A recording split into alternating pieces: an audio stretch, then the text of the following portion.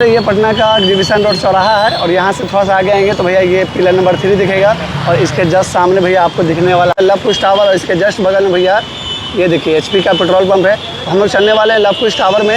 भैया लव कुश टावर में सीधा ऊपर सीढ़ी से चढ़ जाना है। यहाँ से सीढ़ी जैसे आगे चढ़ेंगे तो ऊपर में आपको दिख जाएगा मेन फ्रेम का बोर्ड यहाँ पे। तो यहाँ से सीढ़ी से चलना है सेकंड फ्लोर पे।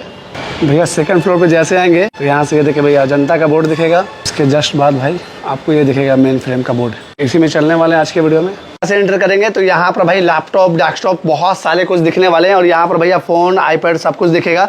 और यहाँ पर भैया दिखेंगे। भैया ये बताइए कि यहाँ पर आपके पास कितने रुपए में फ़ोन मिल जाते हैं कम से कम? फोन आईफोन हमारे पास 2500 का स्टार्टिंग है। 2500 रुपए में आईफोन? 2500 रुपए। अच्छा, अगर लैपटॉप लेने के लिए आते हैं तो कितने रुपए लेके आएंगे? लैपटॉप हमारे पास स्टार्टिंग 4500 से शुरू है। 4500 में लैपटॉप?